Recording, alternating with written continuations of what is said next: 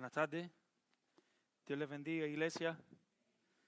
Damos gracias al Señor porque estamos aquí en su casa para alabarle y glorificarle como solo Él se merece, porque estamos en el día del Señor, la iglesia reunida para adorarle como Él se merece. Hablábamos ahorita en el grupo de oración, a veces corremos o cometemos el error de pensar que venimos aquí por las personas. Nosotros venimos aquí por el Señor.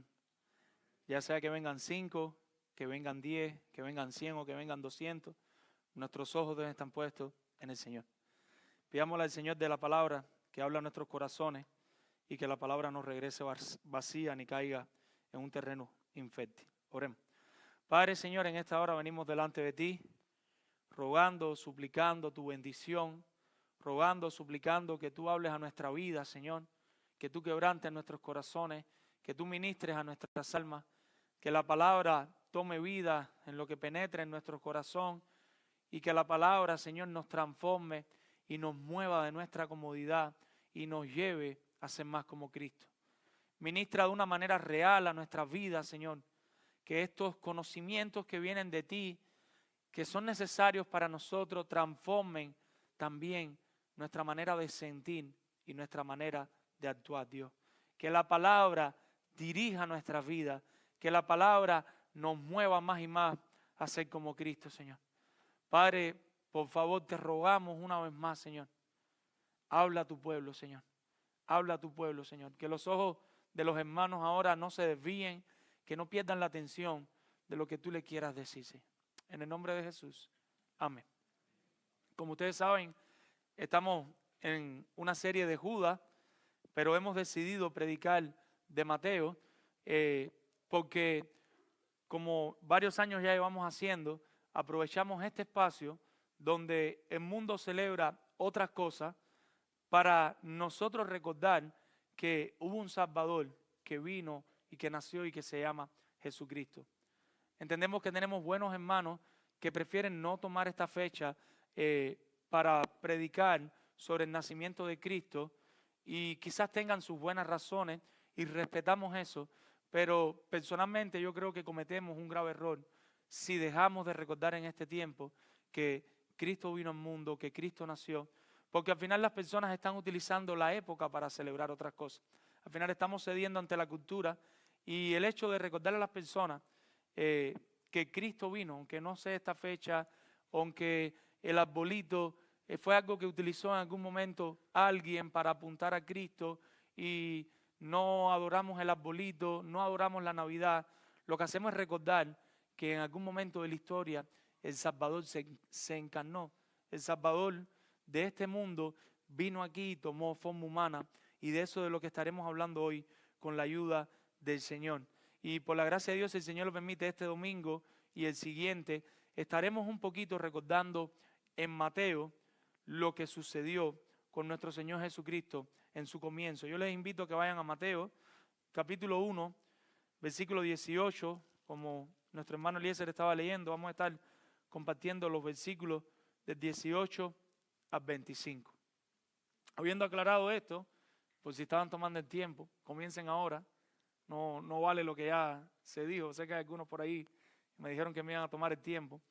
Y que el Señor lo reprenda. Que sea el Señor hablando a su iglesia.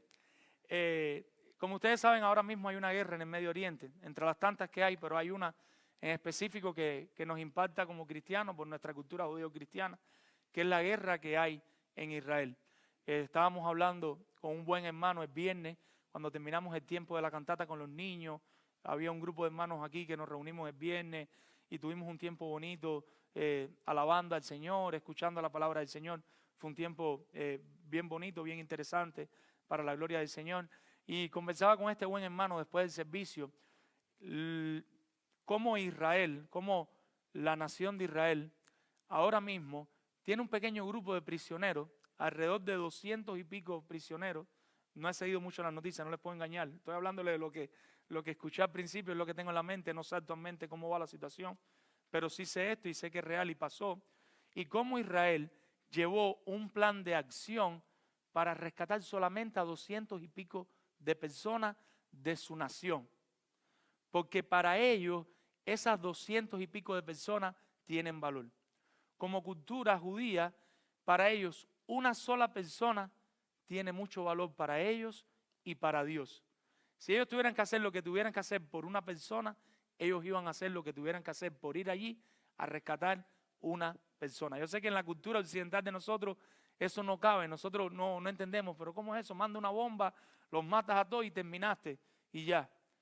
Entonces, ¿qué han hecho ellos? Ellos han desarrollado un plan de acción para ver cómo ellos pueden destruir al enemigo, a los terroristas de Hamas, y al mismo tiempo salvar a su pueblo y al mismo tiempo tratar de no dañar la población, lo cual se vuelve bien difícil, pero ellos están trabajando en base a rescatar a su pueblo y quiero que se quede con eso.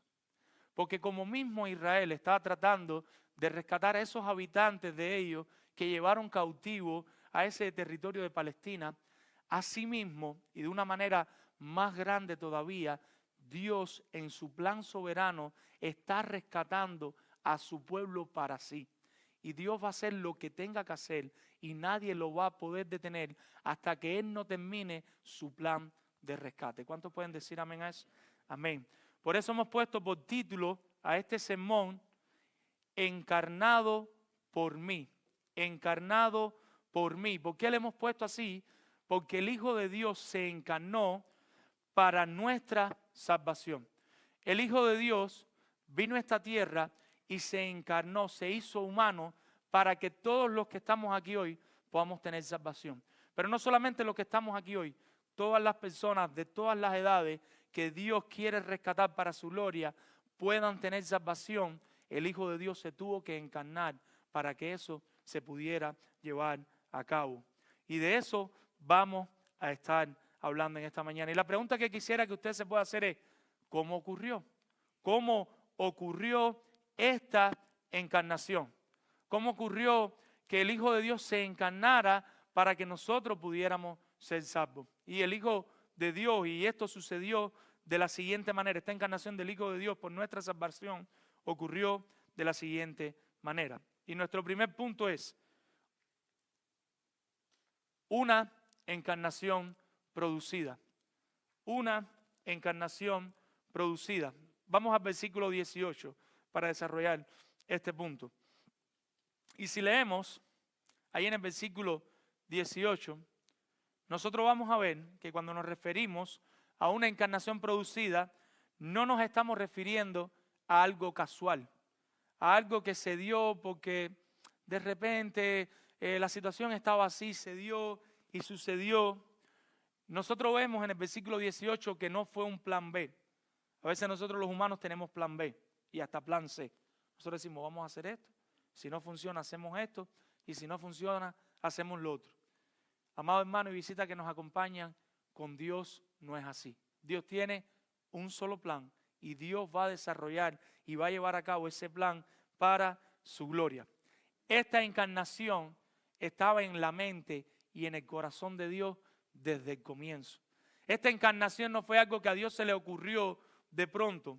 Esta encarnación era parte del plan de rescate de Dios. ¿Cómo lo dice la palabra del Señor en Mateo 1:18? Dice, el nacimiento de Jesucristo fue así. 2 puntos. Y a partir de ahora, ¿qué va a hacer? Él nos va a narrar, Mateo nos va a comenzar a narrar cómo fue que ocurrió la encarnación de nuestro Señor Jesucristo. Y nosotros tenemos que tener algo en mente. Nosotros ahora vamos a analizar narrativa, vamos a analizar un hecho histórico, un hecho verídico, algo que ocurrió realmente. Esto no es una fábula, esto no es un cuento para los niños más pequeños que están aquí, los jóvenes. Esto pasó de verdad. Nosotros no tenemos problema para creer, los que son de Cuba, que a Cuba la descubrió Cristóbal Colón, que los indígenas estaban los mayas, los aztecas, los incas. Nosotros no tenemos trabajo para creer que aquí habían 12 colonias. Nosotros no tenemos trabajo para creer la guerra del norte contra la guerra del sur.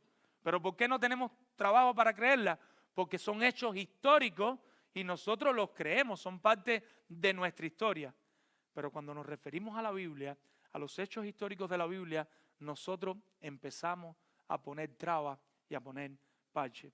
Y nosotros debemos interpretar esto como lo que es hechos reales. Esto es historia, esta es la historia de nosotros los creyentes. La Biblia es nuestro libro de historia y lo que vamos a analizar a continuación es historia. Toda narración tiene una historia que contar. Ahora, si decimos vamos a analizar narración, en las narraciones hay una historia. El día tal, fulanito se levantó y se empieza a desarrollar la historia. Nosotros tenemos que saber que vamos a analizar una historia y en la historia hay personajes.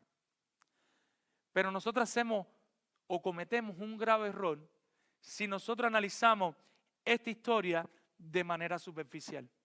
Si nosotros leemos esta historia de manera superficial, nosotros podemos ver que los personajes aquí son, y usted puede ir leyendo la historia, María, José y un ángel. Y pudiéramos decir, punto número 1, María la pobrecita.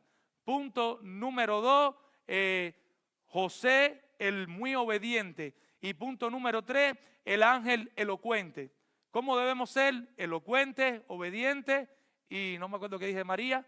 Y nos vamos para la casa con esas 3 enseñanzas y gloria a Dios, aleluya, y todo el mundo contento. Mis hermanos, hay algo más profundo en esta historia que solamente María, el ángel y José. Hay algo más importante que está ocurriendo y le pido al Señor que me apoye con el poder de su Espíritu Santo, me respalde y que me dé la gracia para que ustedes puedan entender lo que verdaderamente sucedió en esta historia. Los que hemos pasado por la escuela, ustedes saben que en la escuela tenemos algo que llamamos microscopio y el microscopio tiene una pieza que se llama el revólver y el revólver tiene una cosa que se llama los objetivos. ¿Se acuerdan que eran 3? Uno más chiquitico, uno mediano y uno grande. Uno empieza con el grande y uno tiene una imagen. Pero es que interesante, cuando tú vas moviendo el revólver, como que empieza a aparecer más cosas y tú te sorprendes. Y cuando tienes el lente de mayor aumento, es como un mundo nuevo que tú no habías visto. Mi expectativa con la ayuda del Señor es que al terminar el día de hoy, usted se vaya con otra expectativa de esta historia. Habiendo dicho esto, necesito recordarle cuál es nuestro primer punto. Y nuestro primer punto es una encarnación producida. Una encarnación producida. Y yo quisiera que en la mente te estés haciendo la pregunta, ¿quién produjo esta encarnación? Y vamos a ver la respuesta. Versículo 18. El nacimiento de Jesucristo fue así, estando desposada María su madre con José, antes que se juntase, se halló que había concebido ¿de quién? Del Espíritu Santo. El Espíritu Santo, la tercera persona de la Trinidad, vamos a estar hablando mucho y es necesario para no confundirnos de la primera, de la segunda y de la tercera persona. La tercera persona de la Trinidad, el Espíritu Santo, fue el que produjo la encarnación de la segunda persona de la Trinidad, que es nuestro Señor Jesucristo. Pero veamos cómo ocurrió, qué fue lo que pasó y qué es lo primero que nos dice el texto. El texto nos dice, estando María desposada. Y nosotros al escuchar esa palabra pensaríamos, bueno, quizás María estaba allí que se iba a casar. Y es cierto, pero en la cultura judía no funciona igual que para nosotros hoy. Había una serie de cosas que necesitaban ocurrir. Lo primero que vamos a ver que necesitaba ocurrir era que esta joven era prometida en casamiento. Otra manera de decirlo era comprometida para casarse. El pueblo de Israel tenía una ceremonia un poco diferente a nosotros. Lo primero que se hacía, y ahora la palabra va a confundir un poquito, pero vamos a explicarnos, era desposar. La primera etapa era la etapa de desposar. En la etapa de desposar, la joven, un tercero que representaba a la joven, casi siempre sus padres, y un tercero que representaba al hombre, no casi siempre era joven, podía ser un amigo de la familia, podían ser los padres. Ellos se ponían de acuerdo para casar al hombre con la mujer. Para nosotros eso sería hoy, ¡ay! Pero bueno, así funcionaba. Y ellos hacían un acuerdo donde la familia del hombre pagaba una dote, podía ser de dinero o podía ser de servicio, a la familia de la hija para que le dieran a su hija como esposa. Nosotros tenemos en la Biblia, no sé si se recuerdan la historia de Jacob en Génesis 29, y Jacob fue allí y desde que él vio a Rebeca, Jacob se enamora de Rebeca.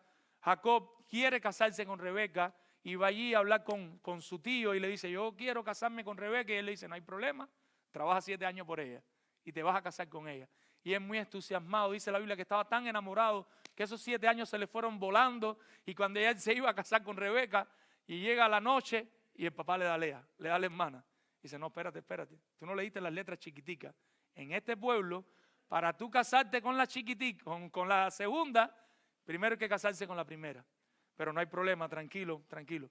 Trabaja 7 años más y yo te doy a la otra. Solo tenía que esperar una semana. Solo tenía que esperar una semana de estar con la primera, con Lea, y entonces al momento le daban a Rebeca, pero tenía que trabajar 7 años más. Entonces llamémosla a esta primera etapa, la etapa de desposar. Todavía en esta etapa de desposar se podía parar el acuerdo, se podía parar el convenio, lo que tenías que renumerar de nuevo. O sea, vamos a suponer, tenemos a Juanito que quiere casarse con Raquelita en la iglesia. Gracias a Dios creo que no hay ningún Juanito ni ninguna Raquelita.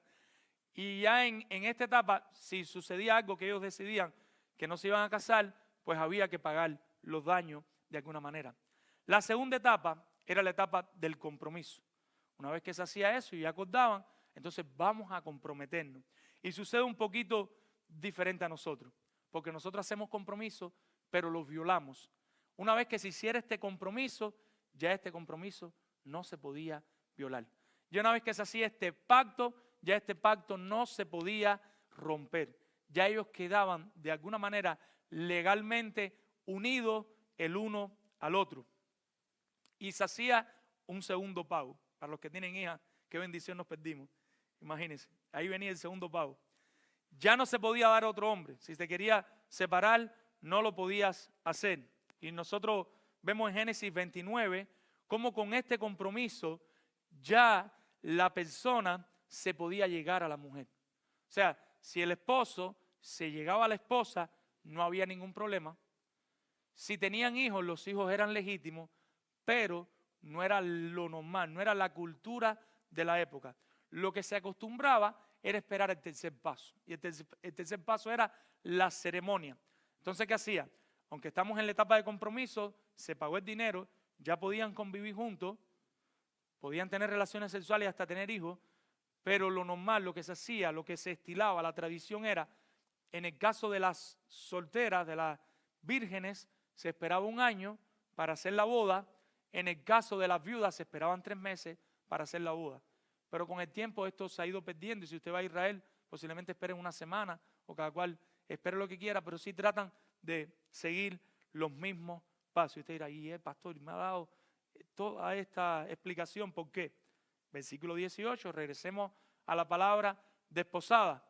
El nacimiento de Jesucristo fue así, estando desposada María. La palabra en el griego para desposada es un poquito diferente a lo que estábamos analizando ahorita. Desposada aquí no significaría la primera etapa, sino la segunda. María estaba en la etapa del compromiso. María estaba en la etapa de prometerse en casamiento. Los que tengan nueva versión de las Américas, tiene la traducción correcta. Dice, estaba comprometida. Ahora, ojo, la tradición que se seguía, como ya les había dicho, era esperar el tercer paso, el tiempo del compromiso.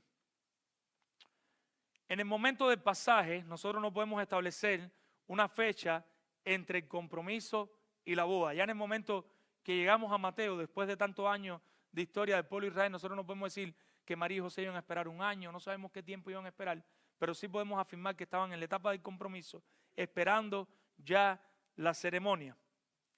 ¿Qué debemos entender?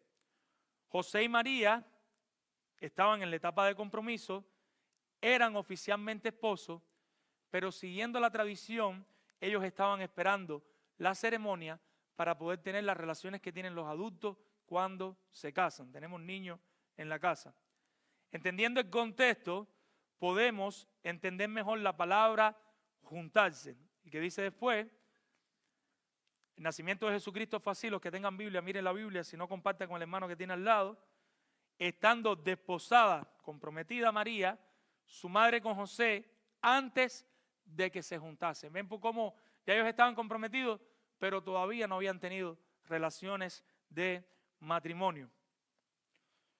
¿Qué fue lo que pasó? Mateo nos adelanta una información importantísima y en la narrativa pasa muchas veces eso. El narrador puede adelantarse, darnos detalles del futuro que todavía no están pasando en la historia. Es importante que entendamos eso para entender correctamente la narrativa. El hecho que nos diga en el versículo 18 que María había concebido del Espíritu Santo no significa que ya José sabía que María había concebido del Espíritu Santo. Él simplemente nos está dando una información de algo que había pasado. Antes que se juntase, se halló que había concebido del Espíritu Santo. ¿Lo ven ahí? Entonces, ¿por quién fue embarazada María? Por el Espíritu Santo. Al momento, nuestro texto calla y no nos dice nada más. O sea, nuestro texto lo único que nos dice es que la encarnación de Jesucristo fue producida ¿por quién? Por el Espíritu Santo. Y cuando vamos al versículo 20, al final, el ángel confirma esto y el ángel dice, porque, versículo 20 al final, porque lo que en ella es engendrado del Espíritu Santo es. Por lo tanto, nosotros tenemos ante nosotros un gran misterio. La Biblia no da más detalles. ¿Cómo fue que María salió embarazada?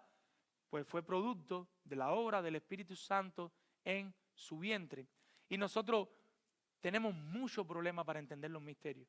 Porque los misterios no nos corresponden a nosotros entenderlos. Le corresponde al Señor. ¿Quién puede entender la mente del Señor? Nuestra mente es pequeña, pero la mente del Señor no es pequeña. Por eso cuando nosotros nos enfrentamos a temas como la Trinidad, nosotros pasamos trabajo para entender la Trinidad. Cuando nosotros nos enfrentamos a temas como la soberanía de Dios, la salvación solamente por gracia, nuestra mente le cuesta trabajo entender, pero cómo el hombre es responsable y cómo es Dios soberano. Asimismo pasa con el nacimiento virginal de nuestro Señor Jesucristo. Nosotros no tenemos forma humana de explicar esto. Solamente podemos creer lo que dice la palabra del Señor. ¿Qué dice la palabra del Señor? Que María fue embarazada por el Espíritu Santo. Martin Lloyd-Jones, un doctor, pastor de Inglaterra del siglo pasado, dice y lo expresa de la siguiente manera, me gusta cómo lo dice, y dice, lo único que tenemos, ¿qué cosa es? El poder del Espíritu Santo descendió sobre María y de dentro de María, de una célula de su cuerpo, se hizo la naturaleza humana de nuestro Señor. Esto es un gran misterio. Teológicamente a esto le llamamos la doctrina de la encarnación. Y como ustedes se pueden imaginar, hoy no tenemos tiempo para hablar todo lo que corresponde a esta doctrina, pero yo sí les animo, busquen materiales. Si no los tienen, se los pueden pasar. Estudiemos doctrina, estudiemos la doctrina de la encarnación. ¿Pero qué sabemos? Que fue la operación del Espíritu Santo, la tercera persona de la Trinidad, engendrando en el vientre de María, sin pecado, dice la narración de Lucas, a la segunda persona de la Trinidad, a nuestro Señor Jesucristo. Yo sé que esto está un poco denso, pero no se me quede dormido todavía. Y viene una segunda doctrina, que es la doctrina de la concepción virginal. O sea, Jesucristo no solo fue encarnado, sino que Jesucristo nació en una virgen que no tuvo relaciones sexuales con nadie, y es lo que nos ha estado narrando Mateo. Podemos entender que era la única forma en la que Jesucristo podía ser totalmente humano y podía ser totalmente Dios.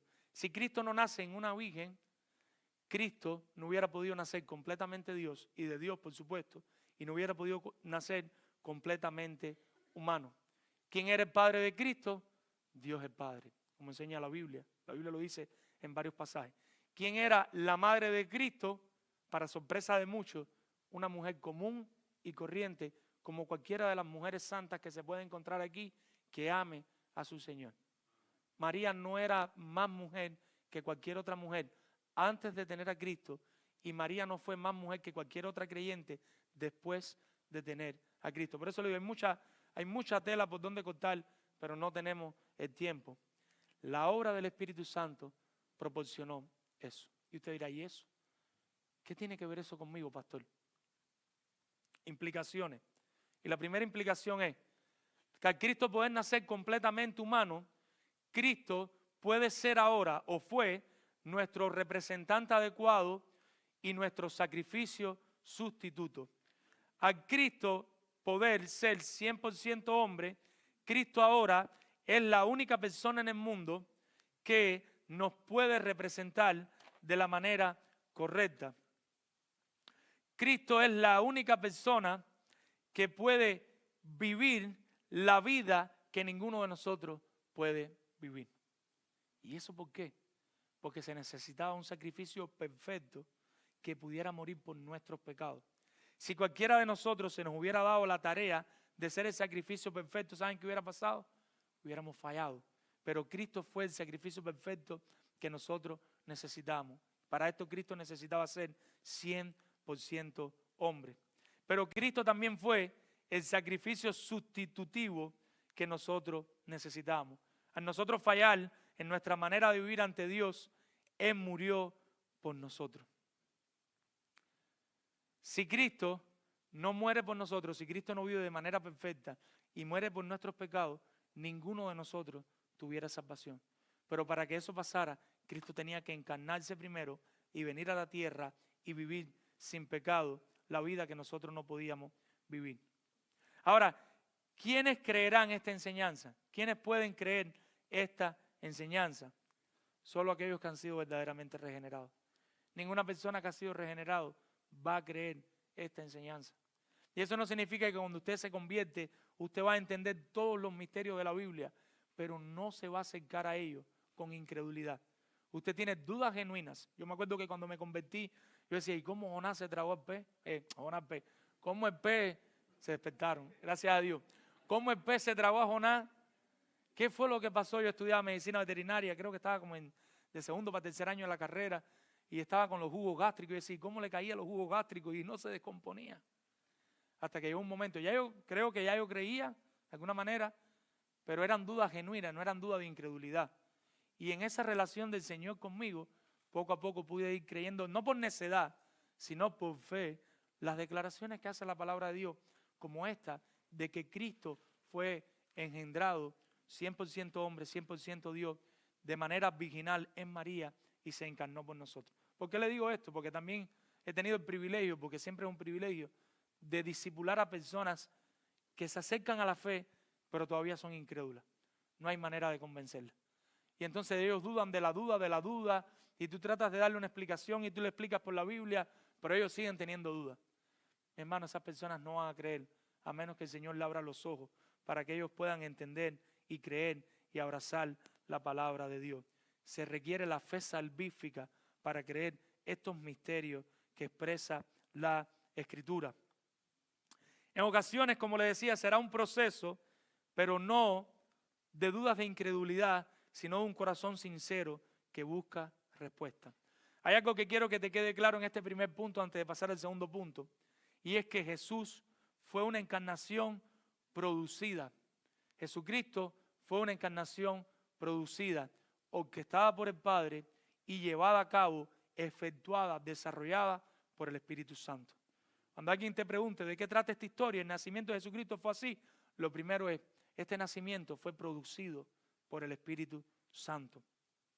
Nuestro segundo punto, sigamos viendo cómo más ocurrió esta encarnación. Y nuestro segundo punto es una encarnación preservada. Una encarnación preservada. Y estaremos viendo los versículos del 19 al 23 para desarrollar este punto. Y lo que estoy diciendo aquí es que Dios mismo no solo produjo la encarnación, sino que Él se encargó de preservar la encarnación para que no fracasara su plan de redención. Versículo 19, que dice el verso 19. José, su marido, como era justo y no quería infamarla, ¿qué dice? Quiso dejarla secretamente.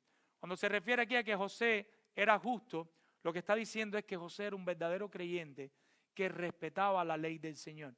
José, como era un verdadero creyente, él quería ser fiel a lo que estaba establecido en la ley del Señor. Pero póngase en el lugar de José.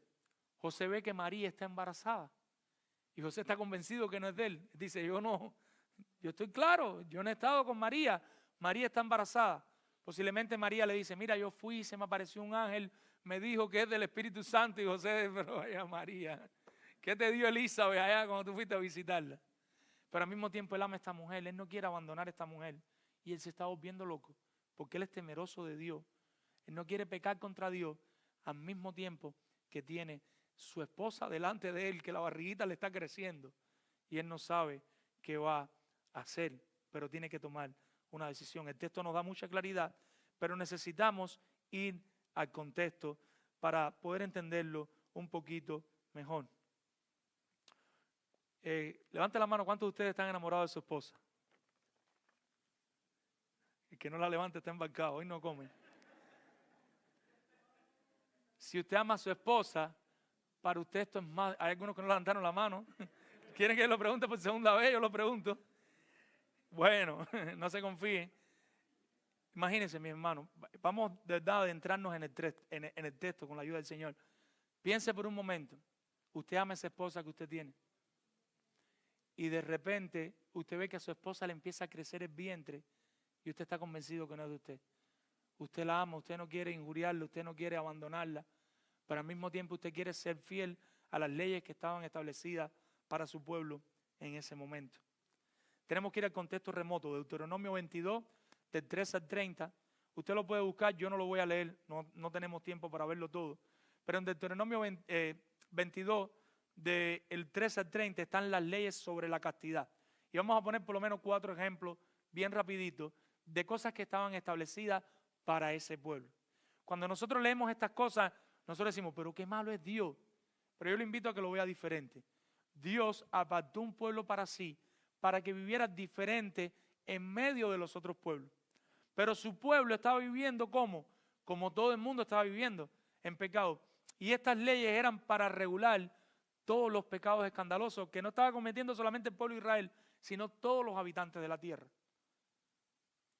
Dios creó a Adán y Eva. ¿Y qué hizo Adán y Eva? Pecaron. Dios los saca del Edén. ¿Y qué hicieron? Siguieron pecando. Dios manda el diluvio. ¿Y qué hicieron? La torre de Babel. Y siguieron pecando. Y el pecado llegó a este momento de Deuteronomio, donde está el pueblo de Israel, y está todo el mundo pecando. Dios escoge un pueblo para sí. Y ahí en José, cuando nosotros no entendíamos por qué José estaba allí, Dios empieza a levantar su pueblo. Dios llama primero a Abraham. ¿Y por qué les estoy diciendo todo esto? ¿Por qué les explico esto? Para poder entender mejor esto. Estas leyes sobre la castidad son leyes para restringir el pecado que ya el pueblo de Israel y todos los pueblos estaban cometiendo. Todo el mundo estaba viviendo como quiera. Dios le dice, mira, vamos a seguir estos patrones. Pero nosotros como creyentes que ya tenemos la Biblia completa, debemos interpretar estos pasajes a la luz de toda la Biblia. No sé si me van a entender lo que les quiero decir, espero que sí. No vaya a ser que alguien mate a su esposa esta noche o en estos días o que alguien mate a otra persona. Quiero aclararlo y voy a traer un poquito de claridad después. Lo primero que vemos en las leyes sobre la castidad es el hombre y la mujer hacían un contrato. Este es el primer ejemplo. ¿Se acuerdan del contrato que se hacía? Mira, tú me la vas a dar, yo voy a estar. Llegaban al compromiso, firmaban el compromiso y el hombre se llegaba a la mujer. Cuando el hombre se llegaba a la mujer, si él decía, me engañó, la mujer no es virgen, entonces sus padres iban a donde los ancianos de la iglesia. Al igual que ahora tenemos pastores, ellos tenían ancianos que eran los líderes espirituales del pueblo. Iban a los líderes espirituales del pueblo, los papás de la muchacha, y le enseñaban la sábana de la primera relación sexual de sus hijas. Le decían, mire, el hombre está mintiendo. Si el hombre estaba mintiendo, el hombre tenía que pagar 100 piezas de plata para que vean cómo es la mente del Señor y quedarse con la muchacha por siempre. Si ese hombre estaba diciendo mentira, pues usted es un mentiroso, usted va a cargar con esta muchacha por siempre, y le daba 100 piezas de plata a los padres de la muchacha por la vergüenza que le hacía pasar.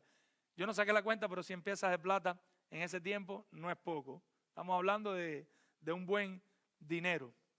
Si la muchacha estaba mintiendo y no se podía probar que de verdad la muchacha era virgen, sino, por decirlo de alguna manera, se le entregaron y ya la muchacha había perdido la virginidad, la muchacha perdía la vida. O sea, la muchacha de frente a casa del padre era apedreada y perdía la vida. Y usted dirá, pero qué más da. Pero lo que usted debe pensar es, qué feo es el pecado para Dios.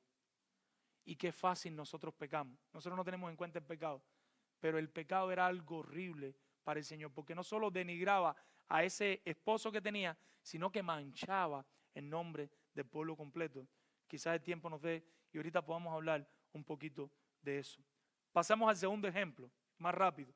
Y en el segundo ejemplo es un hombre que se acuesta con una mujer casada, los descubren, muerte para los dos, para el hombre y para la mujer. El hombre que se acostara con una mujer que no era su esposa, los dos recibían la muerte al instante. En vez de ver el tercer ejemplo, si usted está leyendo con su vista, en Deuteronomio 22, voy a pasar al cuarto porque me interesa quedarnos en el tercero. Y en el cuarto es donde un hombre se lleva a una joven que no está comprometida. ¿Y qué tenía que hacer ese hombre cuando lo descubrieran? Tenía que pagarle 50 piezas de plata a la familia y tenía que quedarse con la muchacha por siempre. O sea, el Señor le estaba dando leyes a su pueblo para marcar la diferencia con los otros pueblos. La tercera o el tercer ejemplo, que es el que nos interesa. ¿Qué pasa en el tercer ejemplo? Y es lo importante para nosotros hoy. Si usted está en Deuteronomio, lo puede ver en Deuteronomio 22, versículo 23.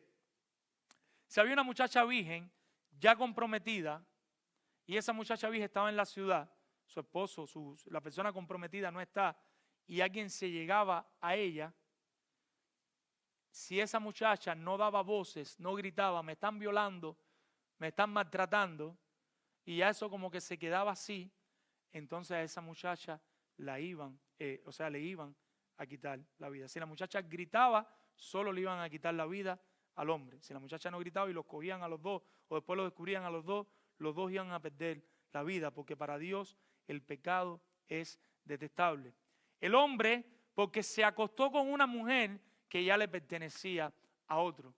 Nosotros no debemos estar con una mujer que le pertenece a otro hombre. Y la mujer por no avisar. Digámoslo de esta manera, esta era la manera pública de resolver esta situación. Y se cogía la situación y se llevaba a los ancianos para que los ancianos determinaran. Ahora, existía otra manera de resolver una situación en la cual tu esposa, por decirlo de alguna manera, hay algo que no está bien en ella. Y está en Deuteronomio 24:1. En Deuteronomio 24:1, cuando el hombre comprometido ya llega ahí a su esposa y ya va a estar con su esposa, y él encuentra algo indecente, y la Biblia no aclara qué es eso indecente, pero él encuentra algo que no le guste en aquella época, no ahora, que a nadie se le ocurra ahora dejar a la esposa porque de pronto la vio acabar de levantar y no le gustó cómo lucía. No es eso lo que dice el texto. Algo indecente era algo serio que encontraba la persona. Entonces, en vez de ir a los ancianos y anunciarlo, él podía darle una carta de divorcio a ella personalmente y ella debía irse de la casa. Ella se podía casar con otra persona, pero él la tenía que despedir, tenía que salir de la casa. Y hay una gran discusión entre dos escuelas antiguas de la ley. Algunos dicen que eso algo indecente podía ser la traición, o sea, no la traición, sino que ella había tenido relaciones antes. Hay otros que dicen que son otros problemas, pero sea lo que sea, había una manera de resolver esta situación sin llevarla a los ancianos. Ahora regresemos a nuestro texto para poder entender un poquito mejor. Nuestro texto muestra que como creyente justo, José quería cumplir la ley del Señor. Ahora, vamos al texto. ¿Qué dice el texto?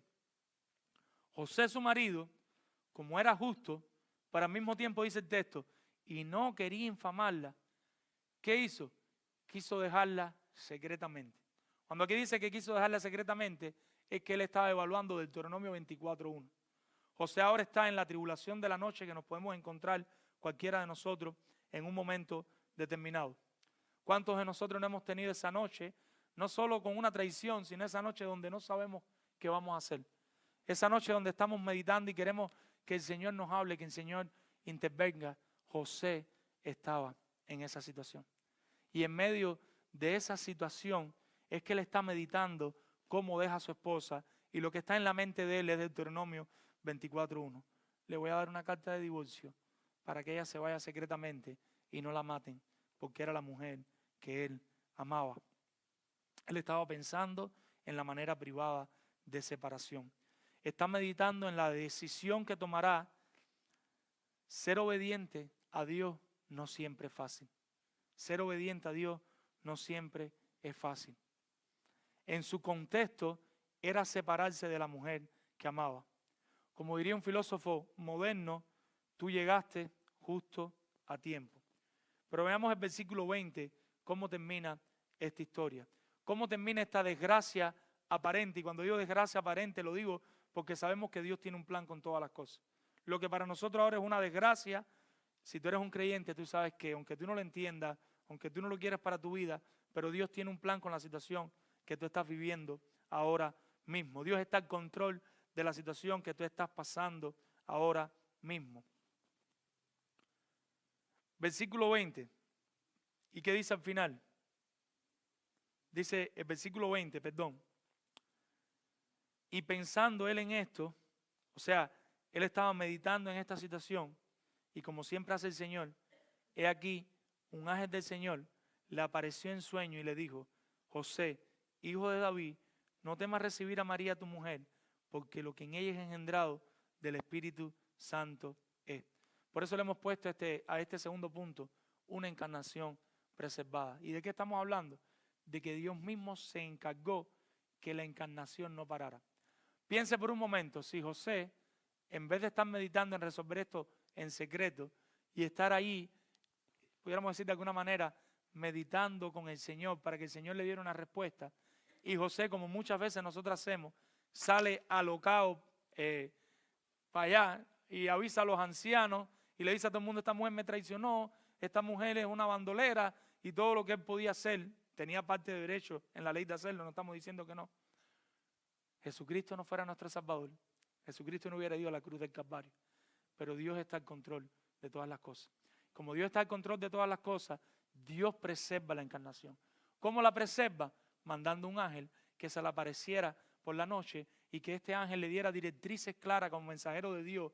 Mira, José, esa mujer que está contigo no te ha traicionado. Esa mujer, lo que tiene en su vientre es fruto del Espíritu Santo, porque Dios preserva a su Hijo. Dios tiene un plan dentro del plan. Por eso le decía, no solo podemos mirar lo que está pasando afuera, sino que tenemos que ver lo que verdaderamente está pasando. Y su mensaje es claro, y mire lo que el ángel le dice. Lo primero que le dice es: José, ¿qué le dice? Tú eres hijo de David. José, hijo de David. Usted dirá: ¿y qué tiene que ver eso? Es que era importante que el Salvador del mundo viniera del linaje de David. Jesucristo, en Lucas usted lo puede ver, por el linaje de María, era descendiente de David. Pero Jesucristo, por el linaje de José, era descendiente de David. Y aunque José no iba a ser su padre físico, porque sabemos que el Padre de Jesucristo es Dios mismo, Dios el Padre, pero delante de las personas nadie sabía que María era, en ese momento, piensen en esto, quizás usted no ha meditado en esto, nadie sabía que María había sido embarazada por el Espíritu Santo. Esto lo sabemos nosotros después con la revelación completa, pero ellos siguieron como un matrimonio adelante, y después apareció Jacobo, el hermano de Jacobo, el otro, dice la historia, no sé cuántos hijos más tuvo María. Para los que creen que todavía María es virgen, Jesucristo tuvo más hermanos, la Biblia lo dice. Y lo que le digo con esta situación es, por eso el ángel le dice: José, hijo de David. Y usted ve la genealogía en el capítulo 1. Un texto no se puede ir fuera de su contexto. José era descendiente directo del linaje de David. Y después le dice la información que dimos: no temas recibir a tu mujer. Génesis 3:15, nosotros vemos que Dios le da una promesa a Adán. Y él le dice a Adán que él iba a preservar la simiente. ¿Y la simiente de Abraham quién es? Jesucristo. Y en efecto él lo hace. Como hemos compartido en otras ocasiones, desde ese momento Satanás queda vencido. Al Satanás quedar vencido y saber que él no va a poder vencer a Dios, él trata de dañar el linaje de la simiente. El plan de Satanás desde ese momento era ver cómo él destruía, cómo él buscaba la manera de que Cristo no naciera.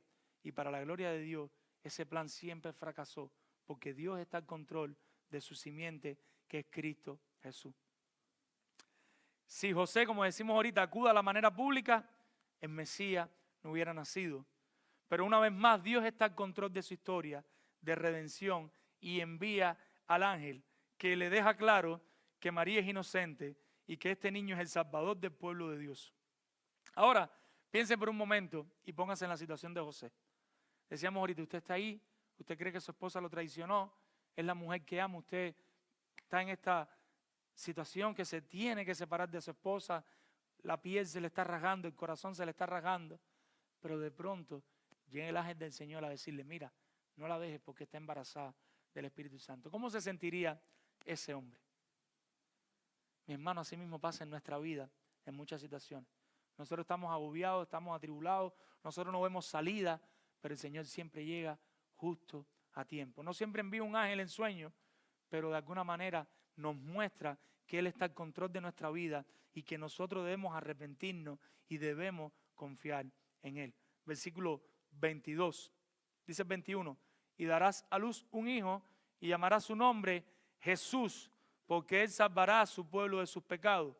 Verso 22, todo esto aconteció para que se cumpliese lo dicho por el Señor por medio del profeta cuando dijo, he aquí una virgen concebirá y dará a luz un hijo y llamará su nombre Manuel, que traducido es Dios con nosotros. Y lo que está haciendo ahora Mateo es recordándonos una profecía de Isaías, en Isaías 7:14, donde se anunciaba que tendría que venir un Salvador, que tendría que nacer de una virgen y que debería llamarse Jesús. Son muchas casualidades para estar cumpliéndose. ¿Qué dice el verso 22 al principio? Todo esto aconteció ¿para qué? Está demostrando que la encarnación de Cristo no fue algo al azar. La encarnación de Cristo era un plan que Dios tenía. Dios tenía en su mente desde el principio enviar al Mesías. Por eso es que Isaías puede profetizarlo. ¿Cuál era el mensaje? Que una virgen daría a luz un niño que sería Dios mismo. Cuando Cristo nació, Dios en la segunda persona de la Trinidad habitó entre nosotros. Y esto es bueno aclararlo. Nosotros podemos decir, más adelante lo diremos, que Dios se encarnó, pero tenemos que aclarar que el que se encarnó fue la segunda persona de la Trinidad, Cristo mismo, porque algunos te dirán, y cuando Dios estaba en la cruz, ¿quién murió si Dios estaba en la cruz? No, el que estaba en la cruz era la segunda persona de la Trinidad. Se humanó y se humilló. Ahora yo quiero que usted piense por un momento, ¿quién es Cristo? Cristo es Dios mismo. Cristo está habitando con el Padre desde antes de la fundación del mundo. Cristo, al igual que Dios, es el dueño de todo lo que existe. No solo el dueño, dice la Biblia que Él es el creador y el sustentador de todo lo que existe. Y que todo lo creado es para la gloria de Cristo. ¿Cuántos de ustedes tienen lo mismo que tiene Cristo? Ninguno. ¿Qué hizo Cristo? Cristo dejó toda su gloria, porque a veces nosotros no entendemos el plan de redención. Yo quisiera que usted lo pueda entender hoy un poquito mejor, o por lo menos tener más cercanía. Cristo dejó toda su gloria, todo su esplendor, todo lo que tenía para venir y entrar en el vientre de una mujer y nacer y vivir en este mundo pecaminoso. Sufrir, me imagino que en ocasiones hambre, angustia, sufrimiento, mentira. De Cristo se burlaron, a Cristo le infamaron. Cruz, muerte, para que tú y yo hoy pudiéramos ser salvos. Lo que digo con esto es que la Biblia nos enseña la humillación de Cristo. La pregunta es, ¿por qué nos cuesta tanto a nosotros humillarnos? Lo repito de nuevo. Si Cristo se humilló, medita en su corazón, ¿por qué nos cuesta tanto a nosotros humillarnos? Cuando nosotros le retenemos el perdón a un hermano o a otra persona, ese hermano puede ser tu esposa, tu hijo, un hermano de la iglesia, nosotros estamos expresando que somos mejores que Dios. Cuando tú no quieres perdonar a alguien porque no te quieres humillar, tú estás diciendo que tú eres mejor que Cristo. Porque Cristo sí se pudo humillar. ¿Hasta dónde? Hasta lo sumo. Y tú no te quieres humillar. Tú no quieres soportar el agravio. Tú no quieres soportar la queja. Habíamos dicho que la obra del Espíritu Santo proporcionó que Cristo como completamente humano fuera nuestro representante adecuado y nuestro sacrificio sustituto. Ahora este segundo punto que nos enseña, este segundo punto nos enseña que el obrar del Espíritu Santo también proporcionó que Jesús como completamente Dios pudo pagar enteramente por nuestros pecados. Ninguno de ustedes puede pagar por todos los pecados de los demás. Usted no puede pagar ni por los pecados de usted mismo. Si usted tuviera que vivir de manera perfecta delante de Dios, usted no lo va a hacer. Su muerte no puede pagar ningún pecado. necesitábamos a Cristo que fuera Dios mismo para que tuviera la capacidad, la magnitud de poder pagar por los pecados de todos los creyentes, cosa que la humanidad completa no podría ofrecer, una expiación adecuada por los pecados. ¿Cuál es el nombre que debía ponerle José al niño que decía la profecía y que nos dice Mateo? Y llamará su nombre Emmanuel, que traducido es Dios con nosotros. Emmanuel significaba Dios con nosotros. Esto no quiere decir que cuando Jesucristo estuviera por la calle debían decirle, Emmanuel, Emmanuel, ven acá. No, el nombre de Jesucristo, ¿cuál era? Jesús. Pero Emmanuel era el significado que tenía el nombre de Cristo, el significado teológico para todas las personas. Dios en sandalia, Dios mismo con nosotros. Y es donde de verdad se ve la humillación de nuestro Señor Jesucristo, amado hermano. Entonces, ¿qué nos muestra esta doctrina de Dios con nosotros? Porque yo sé que usted quizás, esto está un poquito por allá por las nubes, pero esto nos muestra que nosotros tenemos un Dios inmanente. ¿Qué significa que tenemos un Dios inmanente? Que nosotros tenemos un Dios personal que está cerca de nosotros. La mayoría de las mitologías tienen dioses que no conocen lo que pasa y lo que sucedió. Nosotros tenemos un Dios que es Cristo, que sabe lo que es tener hambre, que sabe lo que es tener sueño, que sabe lo que es ser tentado. Dice la Biblia que Cristo fue tentado, que no se dio la tentación es otra cosa. Sea cual sea la situación en la que tú te encuentres, ya nuestro Dios pasó esa situación. Cuando tú le oras al Padre, Cristo como abogado defensor que intercede por ti, sabe lo que tú estás pasando.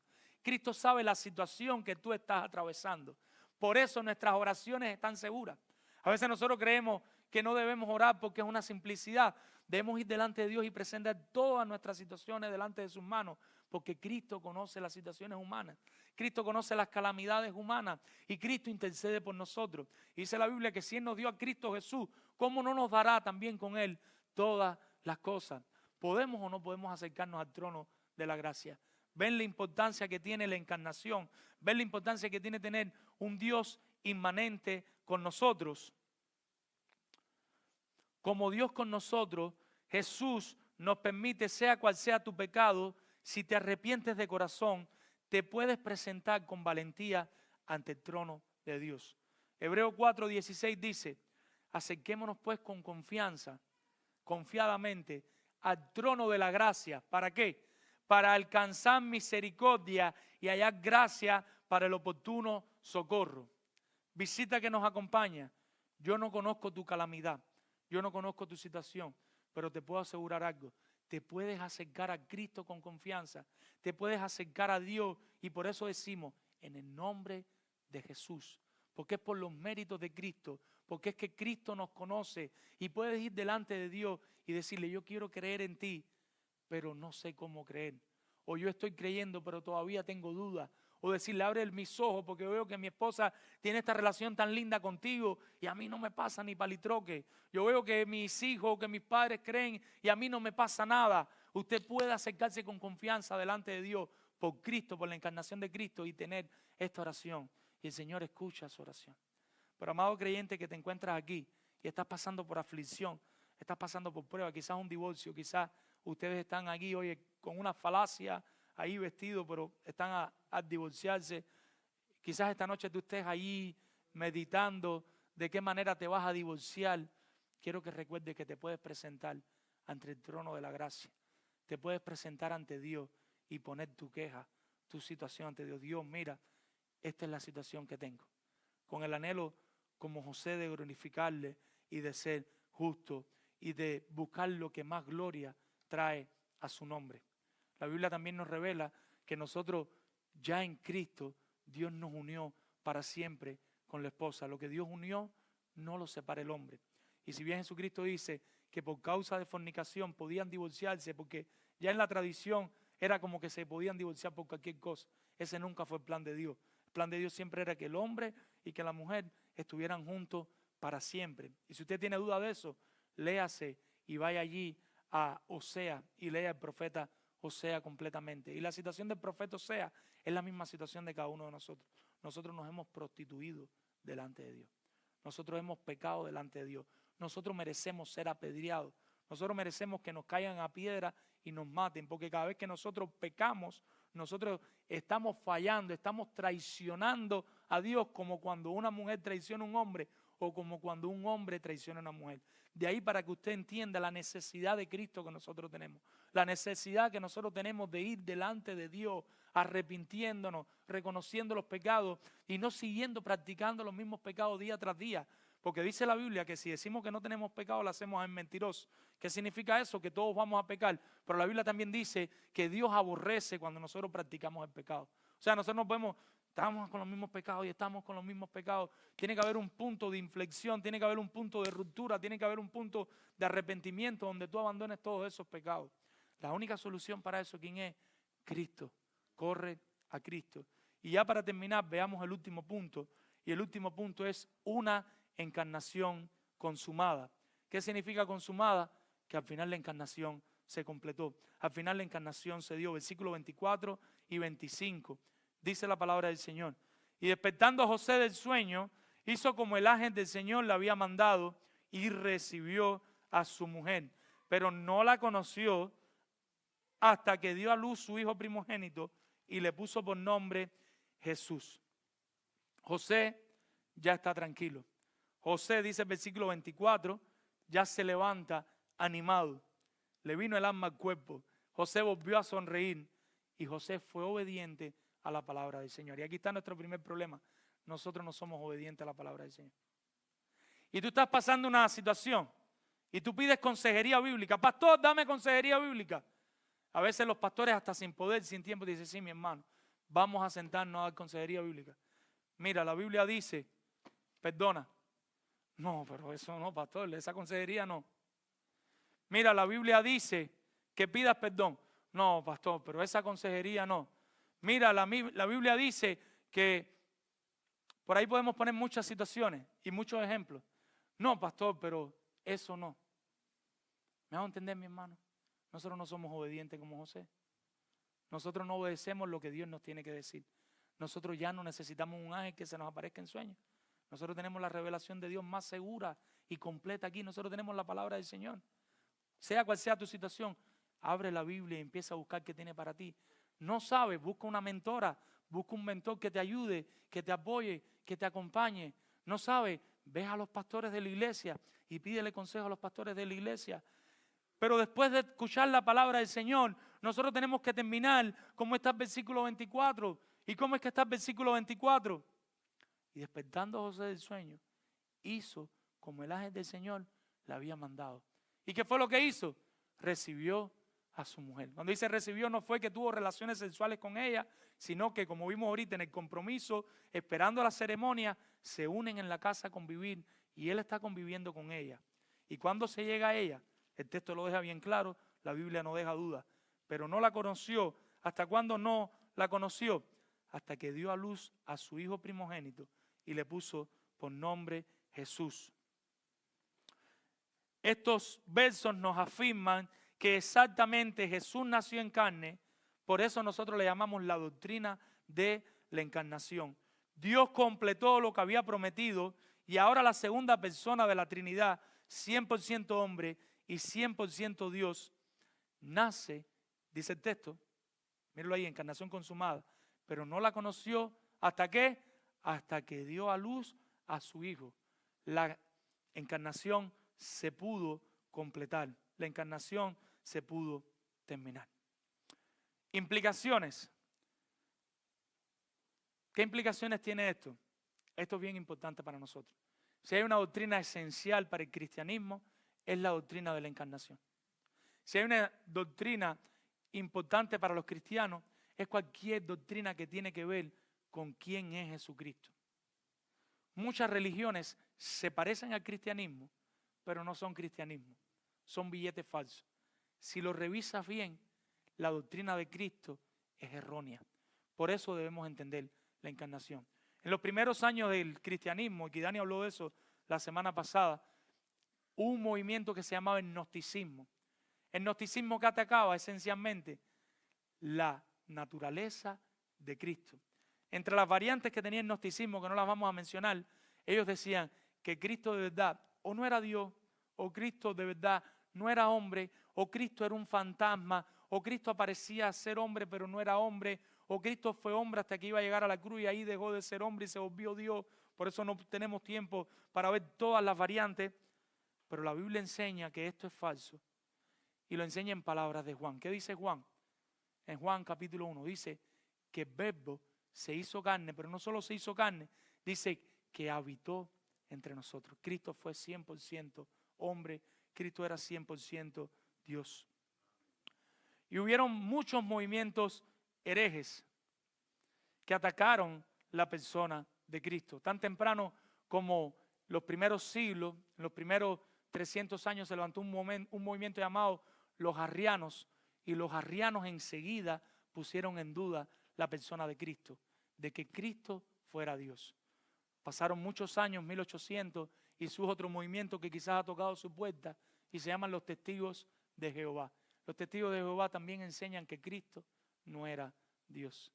Y ahí vinieron un grupo de movimientos como los mormones, que están cogiendo mucha fuerza ahora, hasta por YouTube salen y tienen mucho dinero, que tampoco creen la doctrina de Cristo de manera bíblica. Hay otro grupo, lo digo con dolor, y si alguno de ustedes de ese grupo me perdona, yo le animaría a que averigüe más, que averigüe bien en su iglesia todo lo que creen, porque a veces los pastores no son claros como para que la gente no se le vaya, y son los adventistas.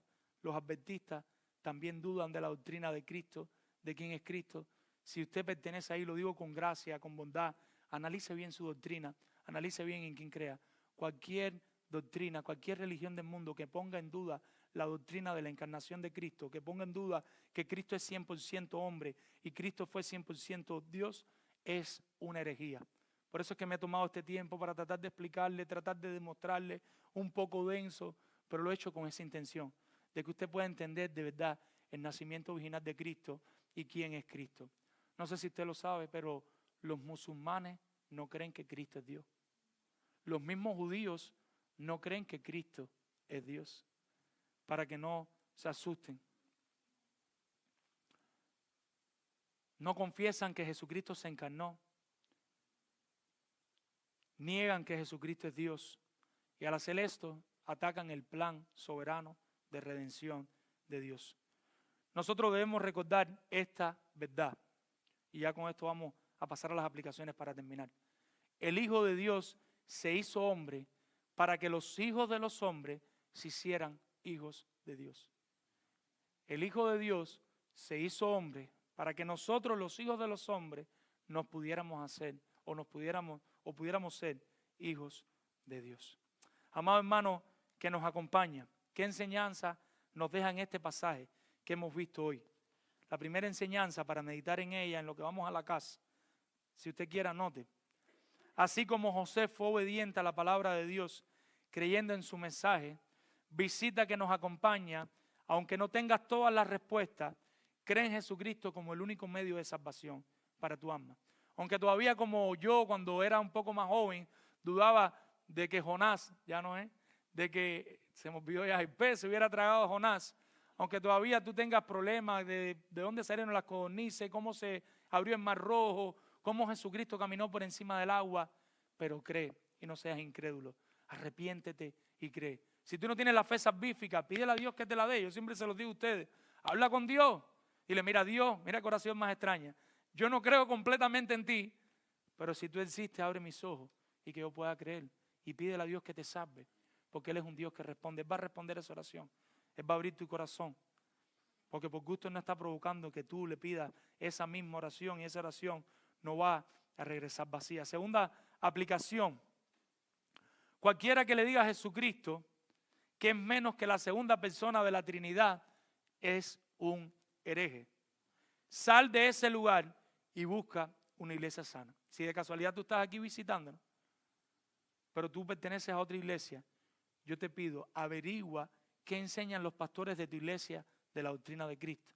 Y si los pastores de tu iglesia, no tienes que venir a esta iglesia, pero busca una iglesia donde enseñen que Jesucristo es el Hijo de Dios y que Jesucristo es Dios mismo y que Jesucristo es el único medio de salvación para nuestros pecados.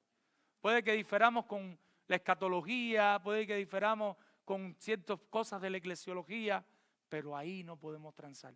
Ahí no podemos transar. El que tenga problema con eso, Se puede llamar iglesia, pero no iglesia cristiana.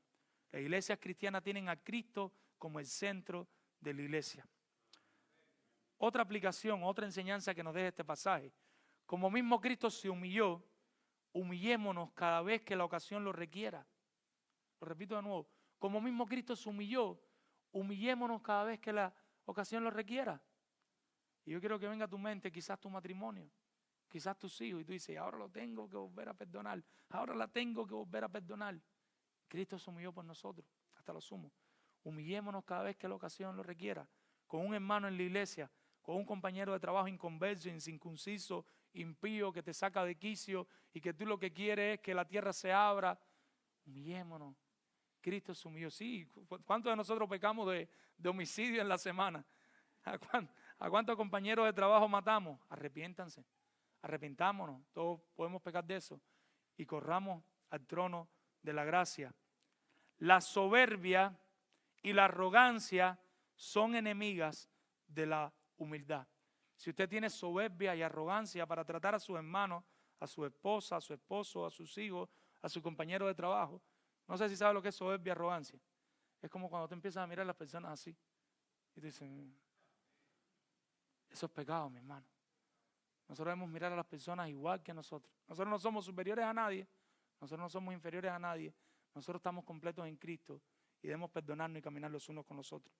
Si estás pasando por un mal momento, uno como el de José, que se le caía el mundo encima, y sé de algunos de ustedes que están pasando en la iglesia, más de uno, por ese momento, recuerda dos cosas. Primera, Él tiene un propósito con la situación que tú estás pasando. Él está formando a Cristo en ti. Si esa situación no llega a tu vida, tú no te vas a parecer más a Cristo. Tú necesitas esa aflicción que estás pasando. Tú necesitas esa prueba que estás pasando, porque Él está formando el carácter de Cristo en tu vida. Tú necesitas esa enfermedad que estás pasando. Tú necesitas ese problema de trabajo que estás pasando. Tú necesitas esa ruptura que estás pasando. Tú necesitas esa depresión que estás pasando, porque Él está formando la imagen de Cristo en tu vida.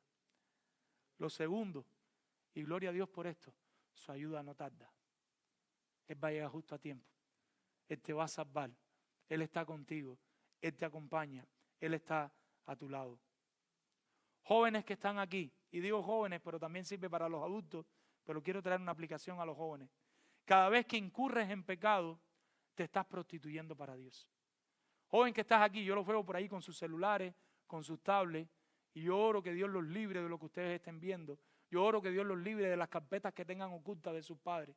Yo quiero que sepa que cada vez que tú estás viendo pornografía escondida de tus padres, cada vez que tú estás viendo cosas que no debes ver, cada vez que tú estás jugando juegos en extremos de demasiado asesinato, que casi ya tu mente está diabolizada y tu mente está desbaratada, tú te estás prostituyendo delante de Dios. A Dios no le agrada lo que estás haciendo. Y yo oro por los padres, yo oro por los padres. Yo no quiero ser legalista ni dogmático con esto, pero yo oro que los padres presten más atención, porque nosotros no podemos esperar darle una pistola a un hijo y que el hijo no se dé un tiro o que el hijo no mate a alguien. Yo oro por los padres de la iglesia en ese sentido. Si estás pecando abiertamente y de manera vergonzosa, joven que estás aquí, cuando digo joven, digo todo, arrepiéntete. ¿Por qué? Y volvamos al texto. No solo manchas tu nombre, sino que manchas el nombre de tu pueblo. Y en este caso tu pueblo es la iglesia. Creyente, hermano, miembro que te encuentras aquí, si tú te encuentras en una vida de pecado abierta, que otras personas saben que tú estás pecando, tú solo no estás demeritando tu nombre, sino que estás manchando el nombre de toda la iglesia. Arrepiéntete y ves a Cristo. Adultos mayores que están aquí, cuando me refiero a adultos mayores, me refiero a nuestros hermanos que ya quizás están viudos, solteros, grandes, no tienen compañía y a veces esto los deprime, a veces esto les pone triste. Recuerda que no tienes ya razón para sentirte solo. Tenemos un Dios inmanente. Cristo se humanó, Cristo caminó entre nosotros para que nosotros nunca más estuviéramos solos. Y te lo puedo decir así, el Padre está contigo, porque el Padre está pendiente a cada una de tus situaciones para responderte. Cristo está contigo como abogado defensor a la diestra del Padre para interceder por ti. Y de alguna manera Cristo también está con nosotros como creyentes, pero el Espíritu Santo habita dentro de nosotros. Cuando tú digas que solo me siento, recuérdate, no estoy solo. Tú puedes decir, qué solo me siento, qué triste estoy, qué más me siento. Pero al mismo tiempo recuérdate, tú no estás solo, el Espíritu Santo está contigo. Y ahí donde tú estás, Dios está contigo, Cristo está contigo. Posiblemente, y no voy a ponerme angelical, pero hasta ángeles tengas alrededor tuyo y tú no lo sabes y tú dices que estás solo. Pero no solo tienes la compañía de Dios, tienes la compañía de tu pueblo y puedes venir a tu iglesia y a tus hermanos cada vez que los necesites. 2 aplicaciones para terminar. Recuerda que tenemos su palabra que nos dice, no temas, no desmayes. Recuerda que tenemos su palabra que nos dice, no temas, no desmayes. ¿Cuál es la razón? Porque yo estoy contigo. ¿Está Cristo o no está con nosotros? Y ahí no está hablando del Espíritu Santo, para volarle un poquito la cabeza, para que sigan estudiando. Yo estoy contigo. Por último, como mismo Dios preserva su simiente, Cristo nos va a preservar a nosotros. Si en algún momento tú creíste de verdad en Cristo y tú te arrepentiste de tus pecados y el Espíritu Santo vino a morar en tu vida, Él te va a guiar y te va a acompañar hasta el día de la redención. Tu nombre ya está escrito en el libro de la vida. Como mismo Él preservó esa encarnación, Él te va a preservar a ti y Él se va a glorificar en tu vida. Vamos a orar. Padre, Señor, en esta hora venimos delante de ti, Señor, pidiéndote que la palabra predicada, Señor, no todos los textos son iguales, no todos los textos se pueden predicar de la misma manera, pero siempre es tu palabra y siempre tiene poder y siempre puede ministrar al alma. Así que yo te pido que sea usted, Señor, ministrando a nuestros corazones con esta palabra, que la palabra siga dando vuelta en nuestros corazones, en nuestra mente y que nos muevas a obedecerla, Señor. Muévenos a obedecerla, Padre. Perdónanos, Señor. En el nombre de Jesús. Amén. Señor les bendiga, mi hermano.